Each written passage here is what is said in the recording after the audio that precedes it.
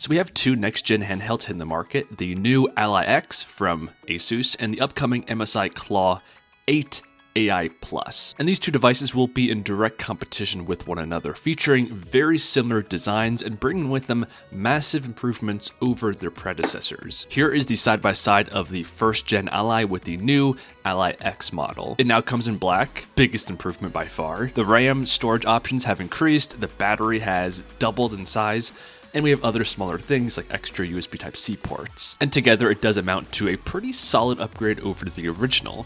You might notice that the chipset, however, is unchanged. They still have the very capable Z1 Extreme from AMD, and the truth here is that there really isn't anything much better than this chip currently for devices in this class. Technically, the Ryzen 7 8840U is newer, but the iGPU is the same 780M. But I think the industry as a whole is waiting to see how the new ARM chips will be received by the market. And if that goes well, I can see all these devices quickly switching over to that new platform.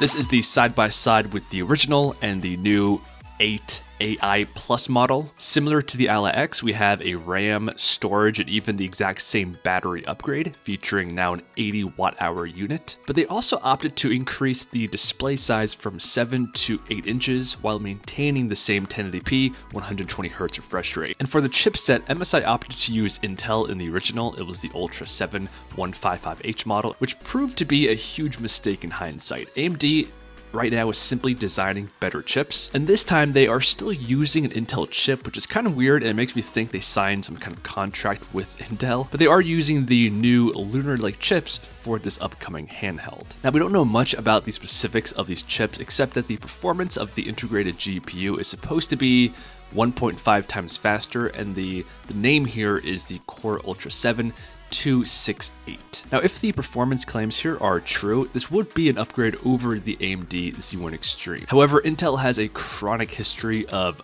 overpromising and under-delivering. They've been doing this for over a decade now, and they're just falling behind other chip designers such as AMD, Nvidia, and even Apple at this point. But aside from designing their own chips, Intel also produces and manufactures their own chips, and here too they are severely falling behind the leading name, which is TSMC. All of this is to say that the choice to use Intel again here in the MSI Claw Gen 2 might prove to be a mistake, just like with the original. Okay, so those are the upgrades compared to their predecessors. But let's go ahead and take the new versions from each company and stack them up side by side. And immediately you can see why a lot of people are going to be stuck choosing between these two units. The design here, the layout, the buttons, it's all very similar. The battery capacity is also massive in both at 80 watt hours. So both of these should have exceptional battery life.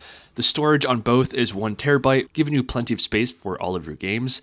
And they have a similar amount of RAM, with the MSI having the slight advantage, but I don't think this is going to be a deciding factor. But something that might be is the screen. So the Ally X is unchanged, sticking with the tried and true 7-inch unit. And this is small. The industry over the past couple of years has been trending towards bigger display sizes, with some being even over 10 inches. But one positive of the small screen is the more compact device size it enables. I see in the comments all the time that many of you guys value portability and the ergonomics of a smaller handheld device. But the device itself is still bulky because they crammed a massive battery inside, and that does somewhat take away from the portability argument. The MSI Claw 8, on the other hand, decided to boost the screen up to 8 inches, and in 2024, that puts this device firmly in the normal size group. It's certainly not a large handheld at 8 inches, but it's no longer small, which is what I would categorize a 7-inch device as. And compared to the Ally X, this is by far the biggest differentiator between the two products and will have the biggest impact on end user experience, even though the refresh rate and the resolution is the same. And that just leaves the processor. MSI, as mentioned, is choosing to go with Intel, and Asus is sticking with AMD. So that means the Ally X with the Z1 Extreme will deliver proven great performance. But the new Intel chip is much more of a wild card. MSI is taking a pretty big gamble here, hoping that it will be at least as good as the proven Z1 Extreme, and ideally even a little bit better, but that remains to be seen. Leave your input in the comments below. I'll leave product links in the description, and I'll see you guys in the next one.